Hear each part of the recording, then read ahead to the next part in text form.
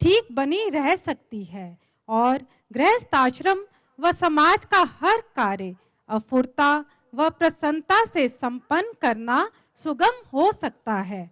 यानी मनुष्य राग द्वेष, वैर विरोध, काम क्रोध, लोभ मोह आदि के भ्रम जाल से निकल स्वतंत्र बुद्धि हो सर्वगुण संपन्न बन सकता है।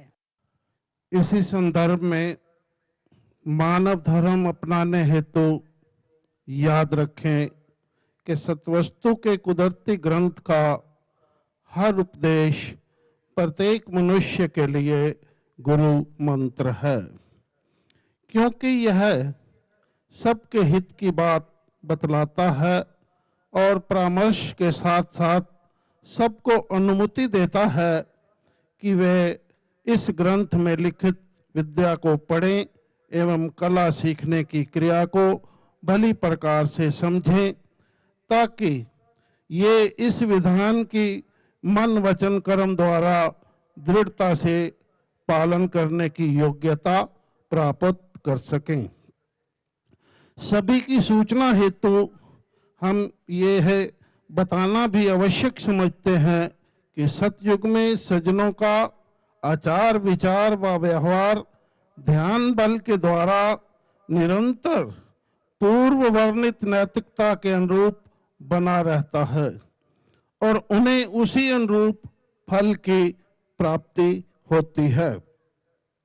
ऐसा इसलिए होता है क्योंकि ध्यान उनके अंतःकरण को सदैव जागृत स्थिति में रखता है और उनके चित्त को अकेले या इंद्रियों के सहित चारों ओर से हटा विषय विशेष पर केंद्रित यानी एकाग्र रखता है। फलस्वरूप उस विषय का स्थान उनके अंतःकरण में सबसे ऊपर हो जाता है और वह विषय के ग्रहण में तत्पर है उसकी सूक्ष्मता से परिचित हो जाते हैं।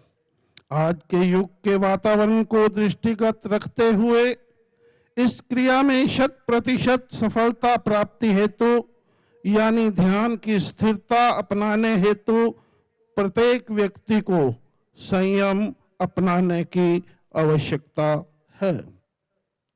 संयम अर्थात वश में रखने की क्रिया।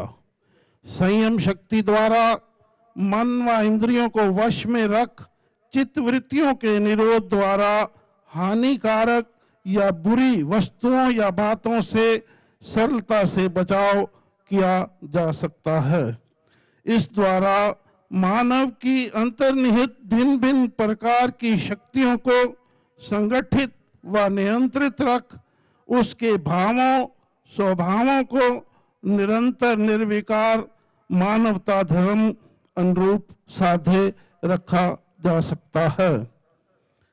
ऐसा इसलिए भी कह रहे हैं क्योंकि संयम अपने आप में एक परहेज है जो मानव की शारीरिक मानसिक स्वस्थता और आत्मिक बल को संजोए रखता है और उसे दोषों पापों या बुराइयों से अलग रहने का तथा खाने पीने आदि पर निरंतरण रखने का बल प्रदान करता है।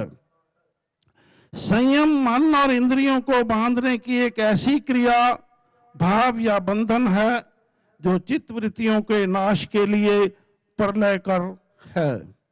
इससे सात्विक भाव अर्थात सज्जन भाव उजागर होता है और मानव मन वचन कर्म द्वारा निष्काम कर्म करने के योग्य बन जाता है।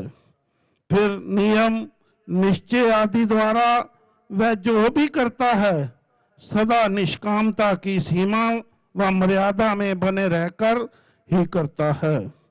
अंततः हम कह सकते हैं कि संयम मानव को मन इंद्रियों और चित्त वृत्तियों की पराधीनता से मुक्त करा स्वतंत्रता से जीते हुए अपने जीवन लक्ष्य प्राप्ति हेतु प्रोत्साहित कर सच्चाई धर्म की राह पर चलने के लिए प्रेरित करता है।